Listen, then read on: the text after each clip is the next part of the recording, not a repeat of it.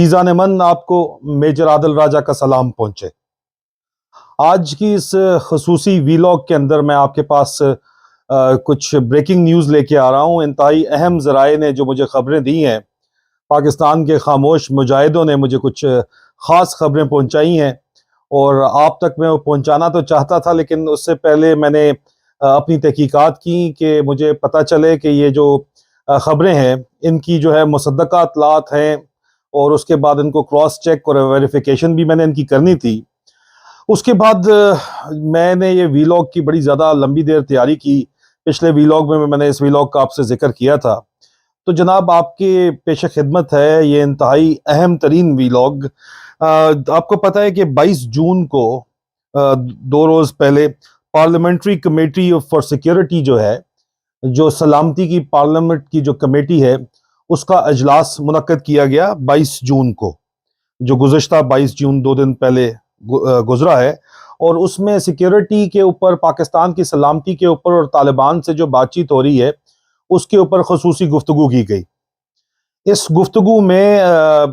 بہت سے، آپ کو پتہ ہے کہ سروسز چیف موجود تھے، D G I S I موجود تھے، اور منسٹرز موجود تھے، وزیر خارجہ موجود تھے، وزیر داخلہ بھی موجود تھے، وزیر اعظم موجود تھے، اور خصوصی طور پہ لیکن مدعو کیا گیا تھا جنرل فیض حمید صاحب کو۔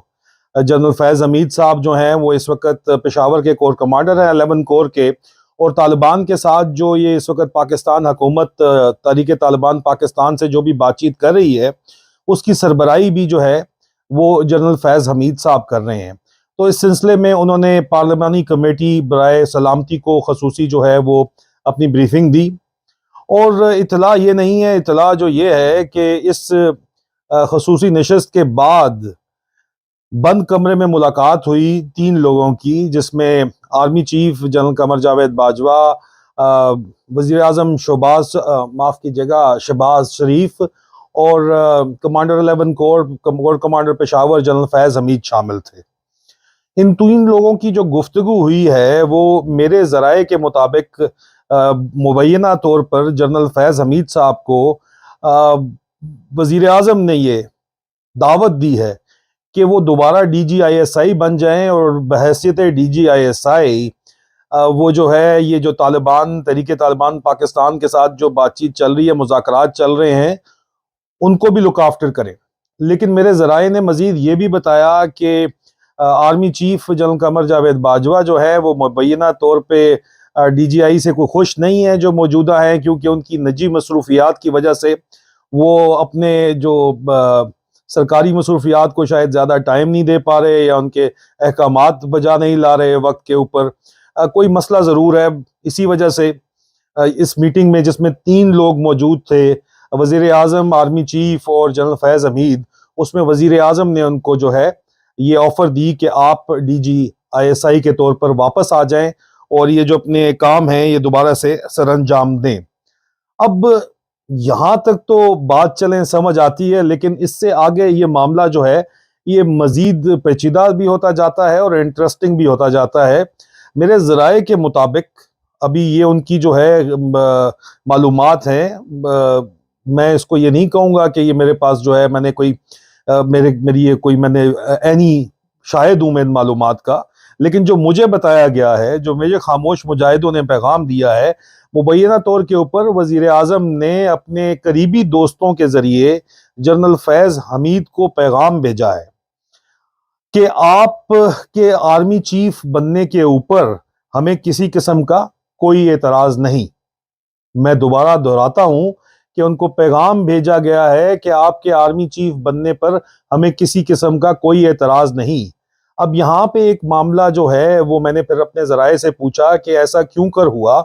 تو معاملات کچھ اس طرح کے ہیں میرے ذرائع کے مطابق کہ زرداری صاحب جو ہیں وہ چاہتے ہیں کہ موجودہ چیف کو ایکسٹینشن دی جائے، کیونکہ میں پچھلے ویلاگ میں کہہ چکا ہوں کہ مبینہ طور کے اوپر چیف صاحب چاہتے ہیں کہ بلاول بھٹو جو ہیں اگلے وزیر اعظم بنے، اور زرداری صاحب جو ہیں وہ مبینہ طور کے اوپر ان کو مکمل جو ہے وہ سپورٹ فراہم کی جا رہی ہے اس وقت پنجاب کے اندر بھی، اور پاکستان کا وزیر اعظم بننے کے لیے ظاہری بات ہے پنجاب میں بھی ان کو بڑی پارٹی تو پاکستان پیپل پارٹی کو بنانا ہی پڑے گا۔ تو یہاں پہ اختلاف نے جنم لے لیا ہے نواز شریف صاحب اور زرداری صاحب کے درمیان میں، اور کہا یہ جا رہا ہے ذرائع کے مطابق کہ مبینہ طور پر نواز شریف صاحب یہ نہیں چاہتے کہ موجودہ چیف کو مزید ایکسٹینشن دی جائے، جو کہ زرداری صاحب ظاہری طور پر چاہتے ہی ہیں۔ تو اس وجہ سے جنرل فیض حمید کو یہ کنڈیشنل پیغام دیا گیا ہے، شرطیہ ان کو جو ہے شرط رکھی گئی ہے کہ آپ کے آرمی چیف بننے پہ ہمیں کوئی اعتراض نہیں ہے، آپ کو ہم آرمی چیف بنائیں گے، لیکن اس کے لیے آپ کو جو ہے وہ پی ڈی ایم کا ساتھ دینا پڑے گا اور پی ٹی آئی کے خلاف کام کرنا پڑے گا، اور آپ کو پی ٹی آئی کے ایم پی ایز توڑ کر ان کو پی ڈی ایم میں شامل کرنا پڑے گا، اور پی ٹی آئی کو محض 50 نشستوں تک محدود کرنا پڑے گا۔ یہ شرط رکھی گئی ہے جنرل فیض حمید کے لیے مبینہ طور پر ان کو آرمی چیف بنانے کے لیے، جس کے اوپر میرے پاس یہ مصدقہ بہرحال اطلاعات ہیں۔ پھر میں نے اس بات کی جو ہے تصدیق کرنے کی کوشش کی 2-3 ذرائع سے، اور ہر کسی نے مجھے کہا کہ ہاں، یہ میرے تمام ذرائع نے مجھے بتایا کہ ہاں یہ جو آفر ہے یہ کنوے ضرور کی گئی ہے، لیکن جنرل فیض حمید نے اس آفر کو یہ کہہ کر ٹھکرا دیا ہے کہ میں کسی بھی قسم کی پولیٹیکل انجینئرنگ کا حصہ نہیں بنوں گا، مطلب میں کوئی بھی سیاسی جوڑ توڑ کرنے میں شامل نہیں ہوں گا جو مجھ سے کہا جا رہا ہے۔ ہاں، البتہ میں پاکستان کی خدمت کرنے کے لیے تیار ہوں، اگر مجھے آپ پاکستان کی محض خدمت کے لیے یہ کام دینا چاہتے ہیں بحیثیت D G I S I یا آرمی چیف، تو میں وہ کرنے کے لیے تیار ہوں، لیکن یہ بات بہر طور پہ انہوں نے یہ کنفرم ہے کہ انہوں نے آفر ٹھکرا دی ہے کہ اگر آپ یہ شرط رکھتے ہیں کہ میں یہ پولیٹیکل انجینئرنگ کروں گا اور یہ سیاسی جوڑ توڑ کروں گا، تو بہرحال یہ اس آفر کو انہوں نے ٹھکرا دی ہے سرے سے۔ اور اب اس آفر کے ٹھکرائے جانے کے بعد کیا صورتحال ہوگی، اس کے اوپر تو ہم آئندہ آنے والے دنوں میں ہی کچھ پتہ چلے گا، کیونکہ ابھی ضرورت بھی ہے۔ D G I S I کے طور پر جنرل فیض حمید صاحب نے جو ٹینیور گزارا اپنا 2 سال سے اوپر، اس سے پہلے بھی I S I internal wing کے ڈی جی سے وہ ڈی جی سی تھے، تو آئی ایس آئی پہ ایک ان کی جو بہت ہی زیادہ گرپ ہے، بہت زیادہ ہے، اور ظاہری بات ہے انہوں نے 4 سے 5 سال کا عرصہ آئی ایس آئی میں گزارا ہے، تو آئی ایس آئی کو ان کی طرح کوئی نہیں سمجھتا، اور آئی ایس آئی کو کی طاقت کو استعمال کرنا جنرل فیض حمید کی طرح اس وقت موجودہ کوئی بھی نہیں ہے افسر جو سمجھ سکے، اتنا تجربہ کسی کا نہیں ہے جتنا تجربہ جنرل فیض حمید کا ہے۔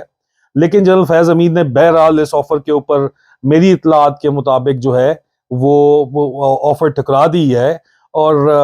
ابھی دیکھیے کہ آگے کیا صورتحال سامنے بن کے ابھرتی ہے، لیکن یہ بتانا آپ کو ضروری تھا۔ اس کے علاوہ میں آپ کو بتاتا چلوں کہ جو سیکٹر کمانڈر اسلام آباد ہیں، میرے مجھ سے بہت ناراض ہیں، لیکن بہرحال ان کے بارے میں بھی خبر میرے ذرائع نے مجھے دی ہے۔ انہوں نے کہا ہے کہ جی سیکٹر کمانڈر اسلام آباد نے، آپ کو میں نام بتا ہی چکا ہوں، دوبارہ کیا نام لینے کی ان کی ضرورت ہے، تو انہوں نے جو ہے وہ میٹنگ کی ہے پچھلے ہفتے سپریم کورٹ بار ایسوسی ایشن کے صدر محمد احسن بھون صاحب سے، اور بھون صاحب کو انہوں نے یہ کہا ہے کہ وہ ریویو پٹیشن فائل کریں سپریم کورٹ میں، یہ جو ڈی سیٹنگ اور فلور کراسنگ کا جو لوٹوں کو جو فارغ کیا گیا سپریم کورٹ نے اسمبلیوں سے، تو اس کے لیے انہوں نے جی کہا ہے، سیکٹر کمانڈر اسلام آباد نے، برگیڈیئر فہیم صاحب نے کہا ہے کہ جی نام نہیں لینا تھا، بہرحال نام میں پہلے لے چکا ہوں، انہوں نے کہا ہے جی بھون صاحب کو کہ وہ ان کا دوبارہ ریویو پٹیشن فائل کریں، کیونکہ بڑے صاحب یہ چاہتے ہیں کہ یہ آرڈر کا جو ہے اس کا ریویو کیا جائے، اور اس کے بعد وہ چاہتے ہیں کہ ریویو کیا جائے پریزیڈنشل ریفرنس کے اوپر، تاکہ حمزہ شہباز کو بچایا جا سکے، اور اگر پی ایم ایل این اپنی تمام تر جو ان کی کوششیں ہیں اس کے باوجود اگر بائی الیکشن میں ہار جاتی ہے، آپ کو میں نے بتا ہی چکا ہوں پچھلے ویلاگ میں کہ جس کی وجہ سے میں مزید زیر عتاب آیا ہوا ہوں کہ کس قسم کی جو ہے وہ کاروائی اس وقت الیکشن انجینئرنگ چل رہی ہے، پولیٹیکل انجینئرنگ چل رہی ہے جو پنجاب کے اندر لاہور میں بیٹھے ہوئے، تو اگر پھر بھی اس تمام انجینئرنگ کے باوجود بھی، کیونکہ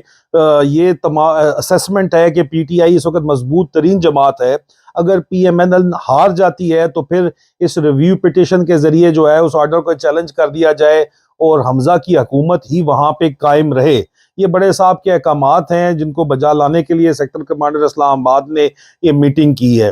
تو یہ آپ کو میں انفارمیشن جو ہے، یہ اطلاعات ذرائع کے مطابق شیئر کر رہا ہوں۔ یہ اللیجڈلی یہ تمام کے تمام واقعات ہو رہے ہیں مبینہ طور کے اوپر۔ اب سچ کیا ہے، جھوٹ کیا ہے، وہ تو کچھ عرصے میں ویسے ہی آپ کے پاس سامنے ضرور آ جائے گا، لیکن آپ لوگوں کے پاس بھی اپنے ذرائع ہیں، موجود ہے۔ جو لوگ یہ ذرائع رکھتے ہیں، میں ان کو دعوت دوں گا کہ وہ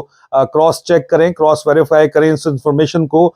کیونکہ میں یہ کام کر چکا ہوں اور مجھے ایک نہیں، دو نہیں، 3 جگہ سے یہ کنفرمیشن ملی ہے کہ یہ اطلاعات درست ہیں، لیکن پھر بھی میں مبینہ طور کے اوپر یہ اطلاعات آپ کو بول کے دے رہا ہوں، اللیجڈلی بول کے دے رہا ہوں، کیونکہ میرے پاس ظاہری بات ہے کوئی اس چیز کا ڈاکومنٹری تو نہیں میرے پاس لکھا ہوا، تو یہاں پہ کچھ موجود نہیں ہے، لیکن آج سے پہلے جو ذرائع ہیں انہوں نے جو بھی خبر دی ہے وہ تمام کی تمام جو ہیں اخبار سچ ثابت ہوئی ہیں۔ تو اسی لحاظ سے میں